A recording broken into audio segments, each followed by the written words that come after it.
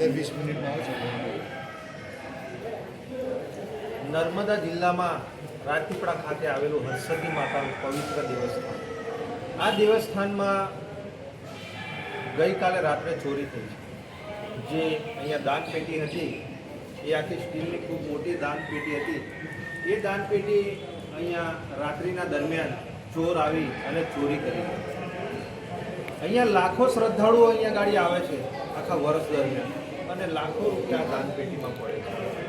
પણ નર્મદા જિલ્લાની પોલીસ હોય, આ અહીંયા ગાડી જે ટ્રસ્ટીના જે પ્રમુખ અને મંત્રીઓ છે એ લોકો આ બાબતે શું ધ્યાન આપે છે? અહીંયા 27 જેટલા કેમેરાઓ લગાડેલા છે. નર્મદા પોલીસને પણ કહેવા માંગે છે કે હરસદી માતાની બહાર જે કેમેરા હતા આજે તે કેમેરાઓ કેમ નથી? અહીંયા ગાડી આટલું મોટું યાત્રાધામ છે અહીંયા માતાજીનું, પણ તેમ છતાં બહાર કોઈ પણ જાતની પોલીસ નહીં, કોઈ જાતની સિક્યુરિટી નહીં, કંઈ જ નહીં. રાતના ટાઈમે અહીંયા ફક્ત એક જ અહીં મંદિર દ્વારા એક આપણે વોચમેન રહે છે અને આટલા મોટા મંદિરમાં પાછળની સાઈડ ઘણી દુકાનો હતી, ઘણા ઘરો હતા. એ ઘરો પણ આ મંદિરના જે આગેવાનો છે એ આગેવાનો દ્વારા તોડી નાખવામાં આવ્યા અને ત્યાં હજુ પણ બાંધકામ અધૂરું છે. બીજું કે અહીંયા ગાડી આ મંદિર આટલા વર્ષોથી છે. ઘણા મંદિરોમાં ટ્રસ્ટ બનાવી દેવામાં આવ્યા છે. આ મંદિરમાં આજ દિન સુધી હજુ સુધી ટ્રસ્ટ બનાવવામાં નથી આવ્યું. એટલે રાજા રજવાડા વખતનું આ મંદિર છે, પવિત્ર ધામ છે અહીંયા હરસદી માતાજીનું. લાખો શ્રદ્ધાળુ અહીંયા ગાડી આવે છે, લાખો રૂપિયાનું દાન આપે છે. આ દાન પેટીઓમાં સ્વયંભૂ પણ આ એટલી બધી નર્મદાના જે વહીવટી તંત્રની એટલી નિષ્કાળજી છે.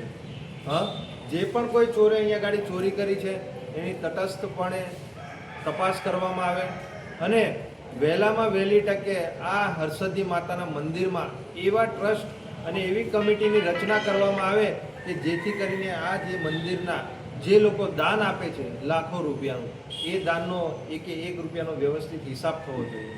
અહીંયા ભૂતકાળમાં નાના મોટા ઘણા ભ્રષ્ટાચારો આ મંદિરોમાં થયેલા છે, પણ તેમ છતાં ભારતીય જનતા પાર્ટીના જે નેતાઓ છે એ નેતાઓ જ આ પ્રમુખ મંત્રીથી લઈ અને અલગ અલગ સમિતિઓમાં એ લોકો જ અહીં કી પોસ્ટ પર છે.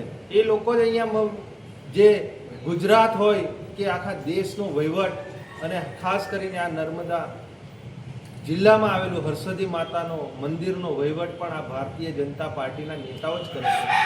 રામ મંદિરમાં લાખો કરોડો રૂપિયાની ચોરી થઈ, હજુ તો તેનું નિરાકરણ નથી આવતું અને આ હરસદી માતાના મંદિરે પણ આજે અહીંયા ગાડી આ દાન પેટીની ચોરી થાય તો શું ચોકીદાર જ ચોર છે? આ એક ચિંતાનો વિષય છે. આની નર્મદા પોલીસ અને વહીવટી તંત્રને પણ કહીએ છીએ કે તટસ્થપણે અહીંયા ગાડી તપાસ કરવામાં આવે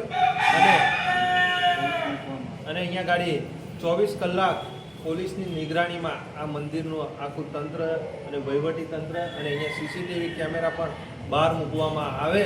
જેવી રીતે અલગ અલગ ચેકપોસ્ટો પર તમે મૂકો છો એવા નિરંજનભાઈ વસાવા, આમ આદમી પાર્ટી, નર્મદા જિલ્લા પ્રમુખ.